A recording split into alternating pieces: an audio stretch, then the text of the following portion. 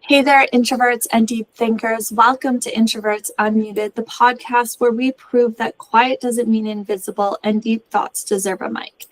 If you've ever felt drained by small talk, mastered the art of sneaking out of the room, or wished the world understood the magic of solitude, this is your space. We're diving into everything from navigating social energy to embracing creativity, confidence, and the unique power of being an introvert. So get comfy, plug in, and let's turn up the volume on our quiet confidence. I'm Amber Hansel, and this is Introverts Unmuted. Today, I have with me Amanda. Hi, how are you? I'm great. How are you? I'm good. So, Amanda is a nonprofit consultant and email fundraising copywriter. So, I am so curious as to how you got into the nonprofit space. Yeah, so my first career was in special education, and I had worked with many nonprofits in college, in the world of kids and adults with disabilities. So it's something that I have been in and out of pretty much always. And so when I quit teaching after I had my daughter, and that's when I started copywriting. So just starting that and realizing that the work I love more, I still enjoyed like small business, like helping other people with their copy too, but nonprofit really fills that advocacy piece that I have, and I feel like I can continue that just in a different way when I work with nonprofits.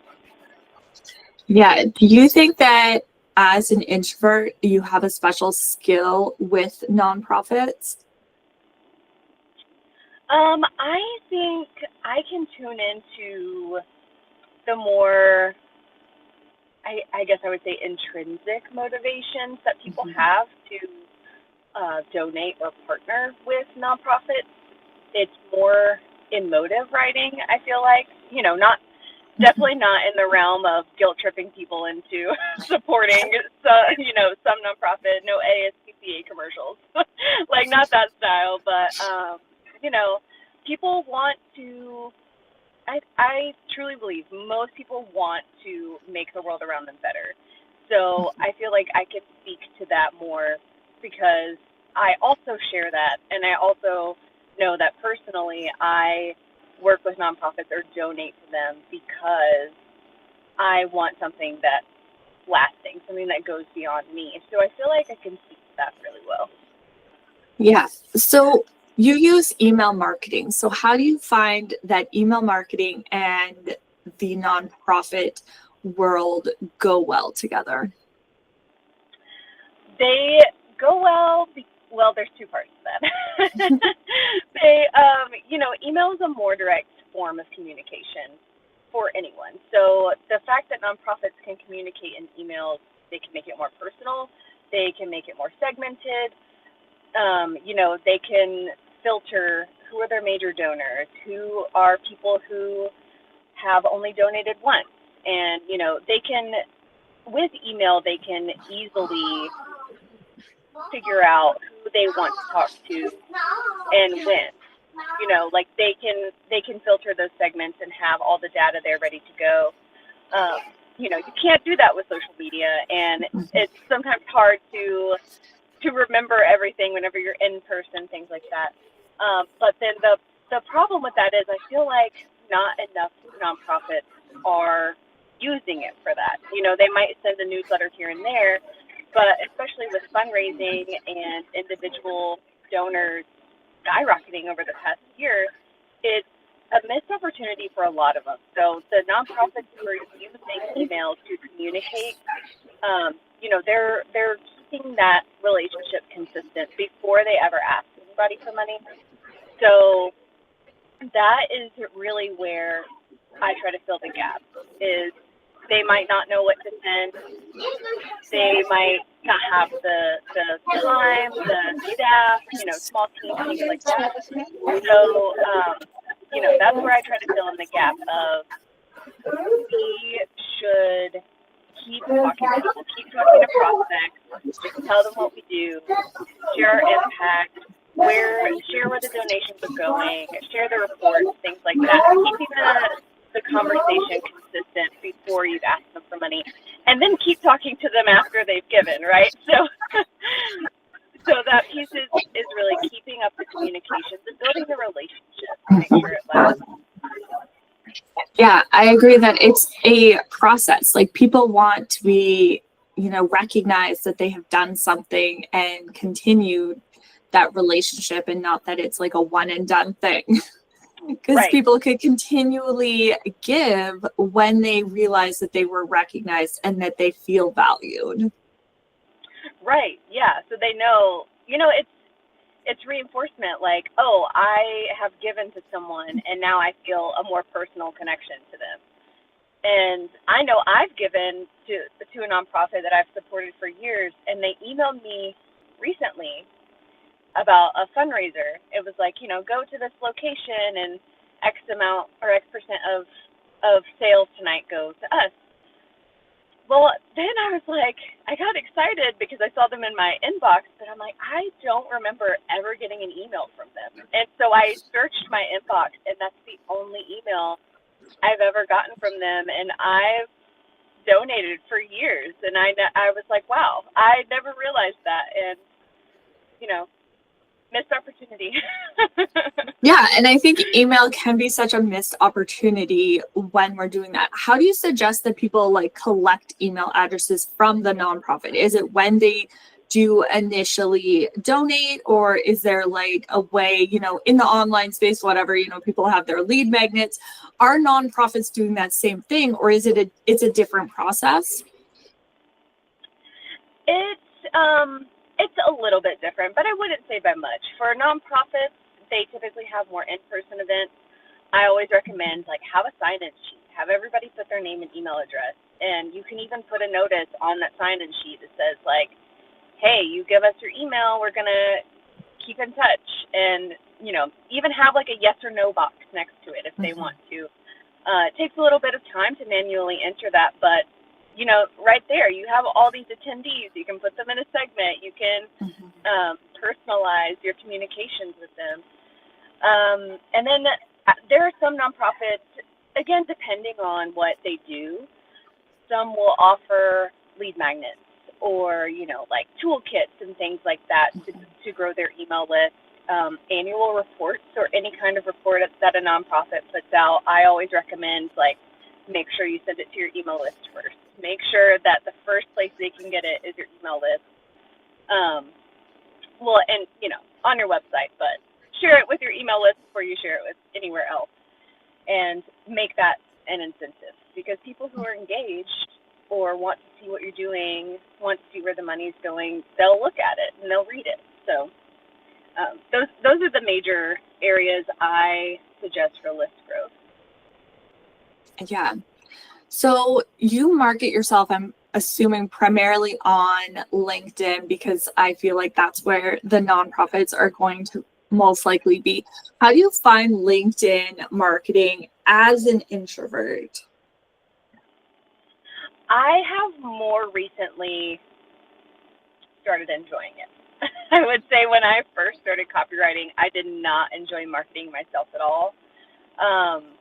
And especially on Instagram, it just wasn't my thing. And so just trying to stay current on statistics and even just entrepreneurship, things like that, where meeting people where they are, I found that, like you said, nonprofit leaders are mostly on LinkedIn. So I started posting a little bit more, and I found that I get way more engagement on there, and people are more willing to engage, even in the DMs too. People are so willing to just have a conversation there. So more recently, I felt like I've gotten a good following, and I have all these people that, I guess it's an unspoken thing, but whenever they post or I post, we're always liking each other's stuff. We're always commenting on each other's stuff, which on LinkedIn really helps your reach for your post. So I really started enjoying it that way, and so now I'm getting more intentional with what I post there. I'm very intentional on who I message. So, on LinkedIn, you can personalize your invites. If I see someone we have a lot in common with, they're someone I could potentially work with, I'll message them with genuine interest, but the good thing about LinkedIn is you can tell so much about someone just by taking a look at their profile. So it makes engaging with people easier, I feel like. Yeah. So I've been able to be more intentional about it and not have so much of an energy drain trying to talk to everybody at the same time. Yeah, and it feels less overwhelming on LinkedIn. It doesn't, if you're scrolling because you want to read it, you want to engage. Mm-hmm. So how does your copywriting work in? Because LinkedIn can be a lot of long form content, or even, the articles and the newsletters. How does that come into, whether, for your clients or for yourself? Yeah, I personally have not started a LinkedIn newsletter or done their articles, but my content, I always try to lead it back to my email list or just back to a conversation with me in general. I have friends who have LinkedIn newsletters who perform great, but I just try to keep it to my email specifically, where I'm like, hey, if you want to read my newsletter, get on the list. And LinkedIn, I feel like, I don't keep track of everybody who pops on my list, but anytime I look at the analytics of where they're coming from, it's most often LinkedIn or my website. So I'm like, okay, we've got some traction there. But yeah, I've done that for clients, like done their LinkedIn newsletters and things like that, and they often perform really well. It's just not personally something I've put the effort into. Yeah, I always feel like I don't do a newsletter either on LinkedIn because I feel like it's duplicating what I'm going to send to my email list. Yeah. Right. So I'm like, well, why can't they just be on my email list and, they can get the same thing? Yeah, that, and I just don't have the energy to create something different for both. Or, Yeah. I mean, of course you could always repurpose, but like you said, I'd rather go deep dive on my email list than, and then create maybe 2 or 3 LinkedIn posts about it that are shorter. And that's where I found my group. Yeah, I really agree with that. Is taking that email that I'm going to write to my list and then creating content from that really helps, ease that energy drain that we all have as introverts. What are ways that you like to energize yourself after, writing emails all day? I would say that the writing does energize me. Like, whenever I get into my creative zone, that's when, I'll just keep going. I most often work when my daughter is asleep. So I'm a night owl, and that's when I do my best work. So I will often stay up way too late, and because I'll get so into what I'm writing. But, I try to find pockets of quiet time throughout my day. That way, some days I have the opportunity to work during the day more than at night, and then maybe I'll try to go to bed early, things like that. So just any kind of pocket in the day, I can find some quiet time. Yeah, I like to find numerous pockets throughout my day. Yeah. I have 2 boys, so and a puppy. So things are really crazy in my house. So really, being intentional with where I am finding my pockets and what I'm doing within that time, And I love that your Energize is your passion, which is copywriting and writing. That's when you really know that you're like, that's what I'm supposed to do. That's what lights me up. Yeah. Is when I have found something that is like, that's what energizes me. Right. Yeah, I know. And I've honestly never felt that way about anything else. So that's what, I've had moments where I'm like, maybe I should just go work at this place or do this. And then other things I've tried and I'm like, no, this is what I want to do. This is where I want to be. Mm-hmm. I love that. So do you have anything for introverts that are maybe, either thinking of going into email marketing? What are things that they can do to help them make it a little easier? Yeah, I would say don't overthink marketing yourself online. I did for the longest time. And, I probably sound like a broken record if you compare it to probably all the other introverts you listen to, but it's like, one, nobody's thinking about, nobody's just on social media being like, oh, what did Amber post? Like, I'm going to wait for her post and then I'm going to judge it. Like, nobody's actually doing that. Yeah. And I personally hate having a lot of attention on me, but, posting doesn't mean have a lot of attention on you. And the people who resonate with your content, they're going to follow you and they'll want to work with you.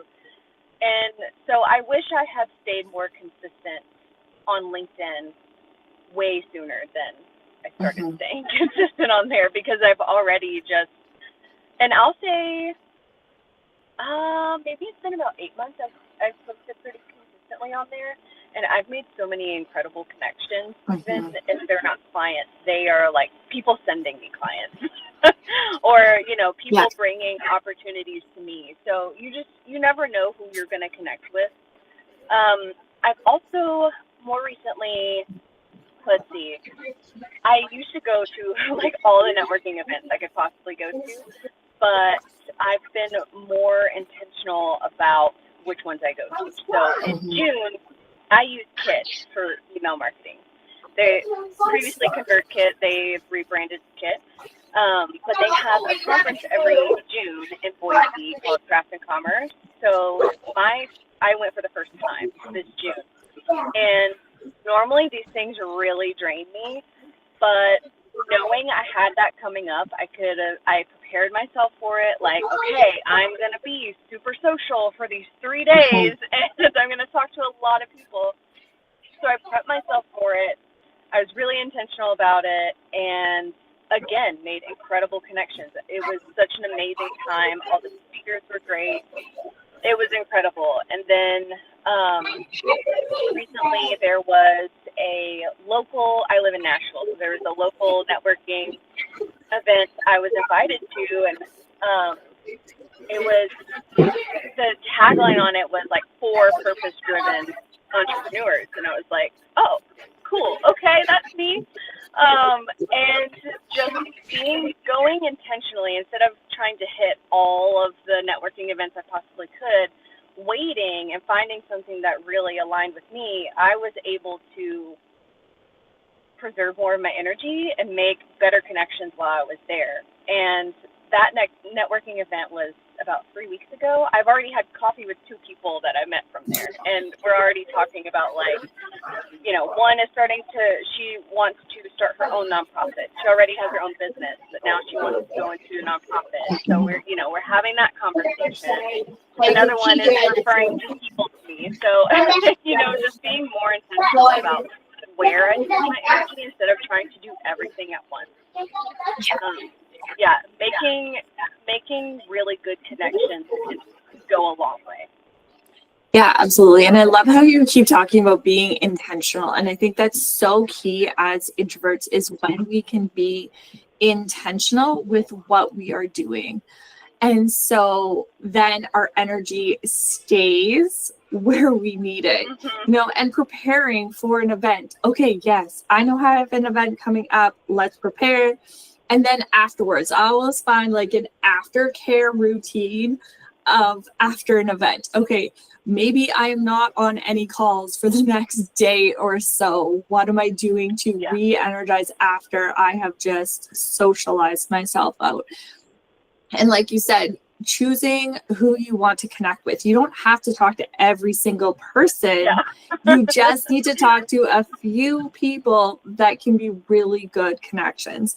And I think this is really key when we're networking, is that you're being really specific about it. because then Right. it's going to benefit you more and your business more when you can be more specific. And that even goes for online. You know, you said you were really intentional about who you're messaging. And I agree. You don't want to send a message to every single person. You don't want to follow every single person. You want to focus on who you really want to connect with. Mm-hmm. Yeah. It's been a game changer for me. Yeah. I love that. So where, obviously you're on LinkedIn, so I will drop your LinkedIn handle below in the show notes. Where else and what do you have going on right now? Yeah, you can check out my website. It's just amandanicholson.com. Right now, I have a 5-day email challenge. If you would like to sign up for that, it's on my website. It's a daily email template with a video overview from me. So try to make it as easy and quick as possible for people who might not have the budget for a marketing team, but know that email is important. So Awesome. So I'll have the links below in the show notes.